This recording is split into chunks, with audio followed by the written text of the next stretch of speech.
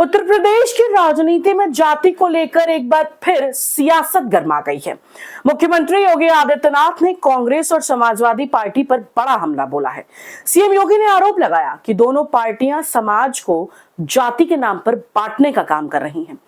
आखिर सीएम योगी ने क्या कहा और उनके इस बयान के पीछे की पूरी राजनीतिक कहानी क्या है, सुनिए योगी आदित्यनाथ का पूरा बयान। सत्ता का मत कितना खतरनाक होता है, अगर ये देखना है तो कांग्रेस के पतन के साथ आप जोड़ करके देख सकते हैं कि इन्होंने क्रांतिकारियों को भुलाया है, तो आज देश का युवा कांग्रेस को पूरी तरह दफन करके रख दिया है। बहनों और भाइयों,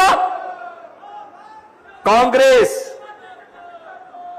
पूरी नेगेटिव ट्रैक के साथ चल रही है। भारत गुलाम क्यों हुआ? भारत की गुलामी के दो कारण थे। एक कारण था अंतर्विरोध, आपस में एक दूसरे को नीचा दिखाने की प्रवृत्ति, जाति के नाम पर, क्षेत्र के नाम पर, भाषा के नाम पर समाज को बांटने की कुप्रवृत्ति, और दूसरा अपने ही संस्थाओं के प्रति षड्यंत्र करने की भाव। हर व्यक्ति इस बात को मानता था, जिन लोगों का दायित्व था देश को दिशा देने की, समाज को आगे बढ़ाने की, वही लोग उस समय समाज को दिग्भ्रमित कर रहे थे। देश गुलाम हुआ। सैकड़ों वर्षों की इस गुलामी के खिलाफ 1857 के प्रथम स्वातंत्र समर से चली एक लड़ाई, कभी मंगल पांडे ने जो चिंगारी जलाई थी, जो चिंगारी गोरखपुर में बंधु सिंह ने जलाई थी, जो चिंगारी बिठूर में त्याता टोपे के नेतृत्व में आगे बढ़ी थी, जो चिंगारी झांसी में झांसी की रानी लक्ष्मीबाई के नेतृत्व में आगे बढ़ी थी, जो चिंगारी मेरठ में धन सिंह कोतवाल के नेतृत्व में आगे बढ़ी थी, वह चिंगारी आगे बढ़ती गई। और चिंगारी का परिणाम था कि लगातार किसी न किसी जनपद में क्रांतिकारियों के द्वारा अंग्रेजों की चूल्हों को हिलाने का काम किया जाता रहा। ये लड़ाई आगे बढ़ती रही।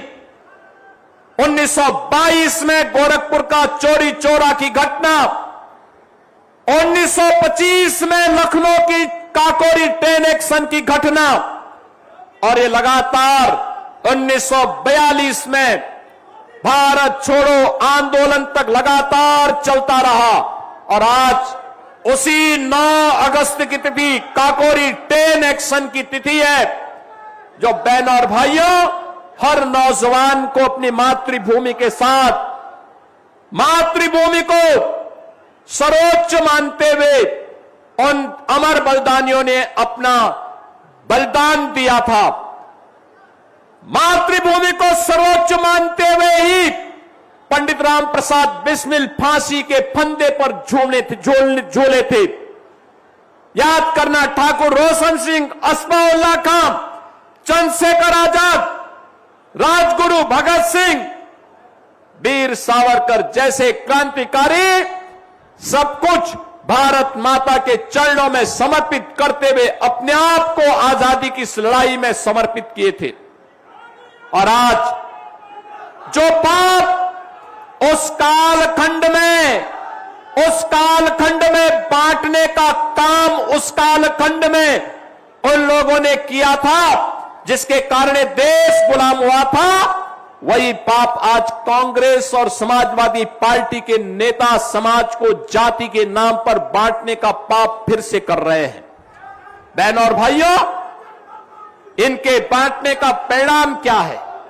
कोई पूछे तो इन लोगों से, किसी ने पूछने का प्रयास किया कभी कि देश के अंदर और प्रदेश के अंदर सर्वाधिक समय तक कांग्रेस ने शासन किया, सर्वाधिक समय तक शासन किया, लेकिन इन्होंने अपने समय में अपने समय में इन्होंने क्या किया था युवाओं के लिए, क्या किया था किसानों के लिए, क्या किया था गरीबों के लिए, क्या किया था इन्होंने महिलाओं के लिए। बहनों और भाइयों, आज आप देखते होंगे प्रधानमंत्री मोदी जी के नेतृत्व में पिछले 12 वर्ष में बदलते हुए भारत को हम देख रहे हैं। तो आपने सीएम योगी का पूरा बयान सुना। सीएम योगी के इस बयान के बाद एक बार फिर उत्तर प्रदेश की राजनीति में जाति और सामाजिक समीकरण को लेकर बहस तेज हो सकती है।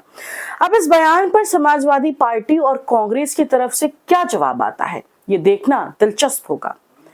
आप इस बयान के बारे में क्या सोचते हैं? अपनी राय हमें कमेंट बॉक्स में जरूर बताइए और ऐसी ही तमाम खबरों के लिए जुड़े रहें द न्यूज़ कटआउट के साथ।